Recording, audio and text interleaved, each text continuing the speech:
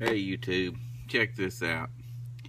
Out of the 10 people that are probably going to watch this video, I'm probably going to offend 3 of them, maybe 4.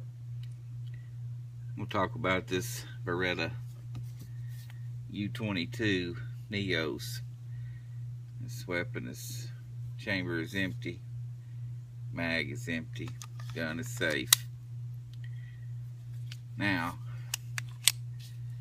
this thing is wild looking, I'll give you that. It looks like Captain Kirk, maybe the Jetsons, phaser, taser, whatever they got. But what it is reliable. And it's reliable to the core. Now, I've had this gun for probably 2.5 years, maybe 3 years, and I've shot thousands. I would say at least 3,000 rounds through it, at least.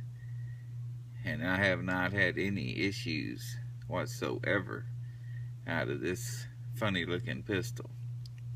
Now, I've went through some Ruger Mark IIs, some Mark IIIs.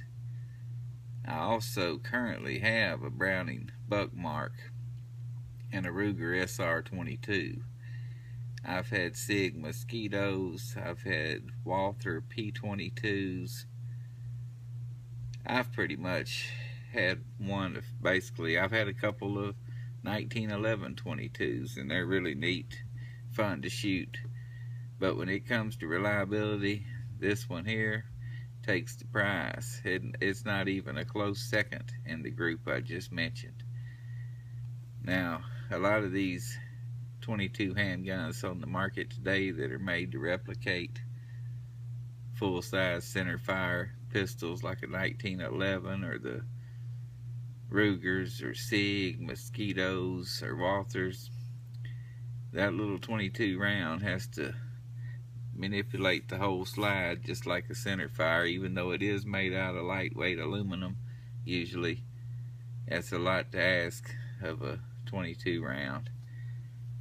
The dedicated 22 platforms like this, such as this, the Ruger Mark IIs and IIIs, the Buck Marks, the old high standard, the Colt Woodsman, they tend to be way more reliable just for the fact that the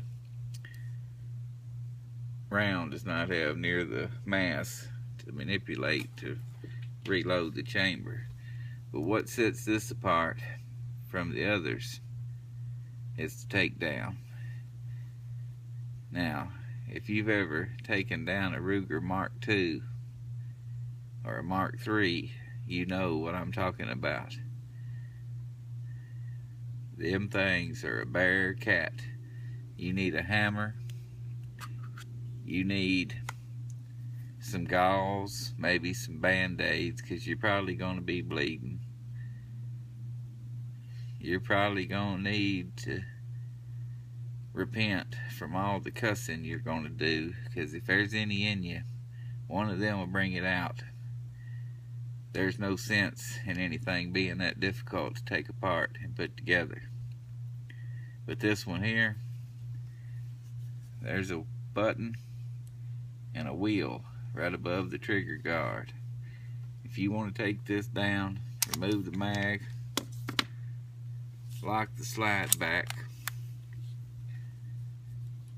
push the button, and unscrew the wheel. Now, this would be even easier if I wasn't trying to do it on camera. This wheel is unscrewing and threading the barrel, and there you go. The barrel along with the rail are off. You can clean that, you can lubricate that. Now you got the frame slide still attached. To remove the slide, release the slide as you normally would. It'll slide forward, it'll come off and bring the recoil spring with it. Simple as that. Now you're left with the frame and the striker, the firing pin and its spring. To remove that, hold it, pull the trigger, and it's out. Take the spring off, got your firing pin, clean it. You can clean this whole thing, put it back together. Now this frame is polymer, and you can buy frames from Beretta that are two-tone. You can buy red, blue, gray, black and gray. You can buy several, and they're very cheap. I'm talking $25 or $30. You could change this to a blue or gray or red frame if you wanted to. They're very inexpensive. There's also a carbine kit. You can turn it into a carbine rifle, and I'm not sure the cost of that, but it's not too bad. Put it back together, put your firing pin back in, put your spring back in your slide, put your slide back on, lock it back, set the barrel back on. Your rail, there's notches in the back where your rail is gonna fit. It just sits in there. No big chore.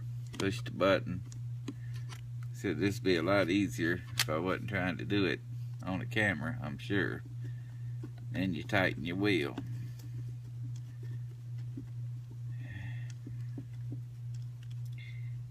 And that's all there is to it. Back together. Ready to go. No blood. No aggravation. You can't beat that. Well, there's certain companies that certainly can't beat it anyway. But as far as reliability goes, I've picked up rounds off the ground that the other guns I've had wouldn't shoot, and put them in this one, and it shot them. I've had certain brands that some of the other ones I've had wouldn't cycle at all, ever. And I've shot mag after mag through this one. Now this gun comes in a Beretta plastic case with two mags, two 10-round mags.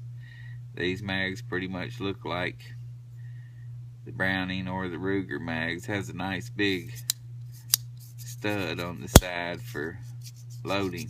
Very nice, much nicer than the Mark II and the Buck Mark. Comes with two of them. Retail, suggested retail price on this is $325. I didn't give nowhere near that for it. You can find these cheaper than that. You can get this in a 4.5-inch barrel, which this is. You can get it in a 6-inch barrel. You can get it in black, or you can get it with a stainless barrel. This particular one has an old Bushnell First Strike red dot that I had laying around. I stuck on it.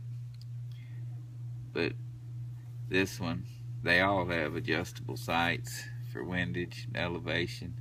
The front sight's just a black blade. But you can buy a pack of, I think, 5 or 6 different color blades. Yellow, red, blue, white.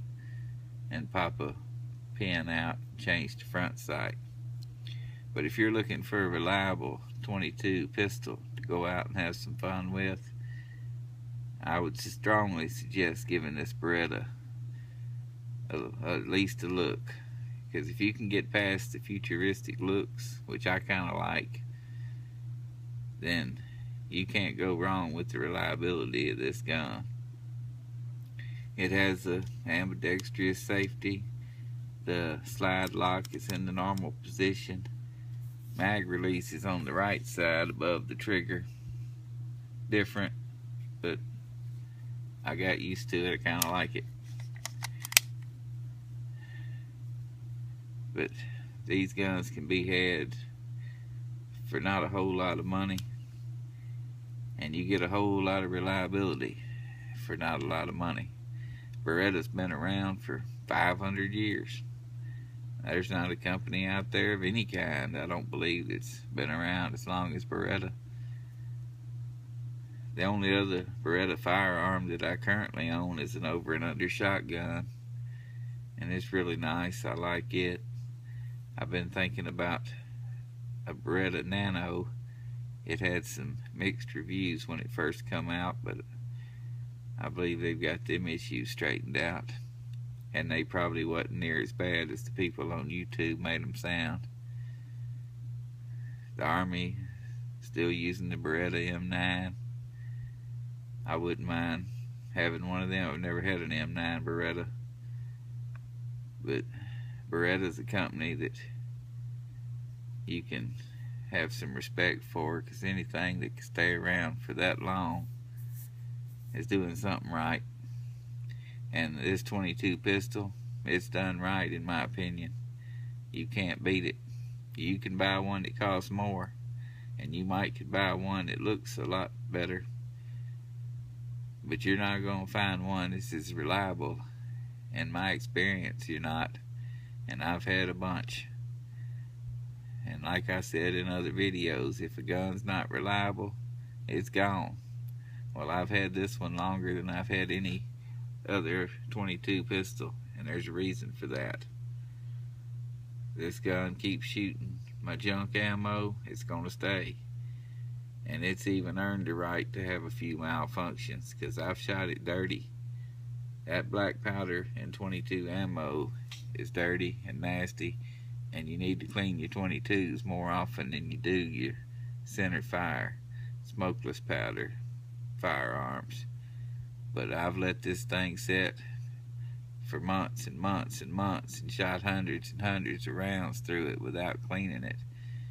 It's never failed to fire one time, and I got nothing but good things to say about it, and I'm going to keep it. And I'm thinking about buying the 6-inch stainless version of this as well. But if you're in the market for a 22 pistol to go out and have some fun with, give it a look, because it's well worth the money, and I think you'll be completely happy with it, just as I've been. And thanks for watching.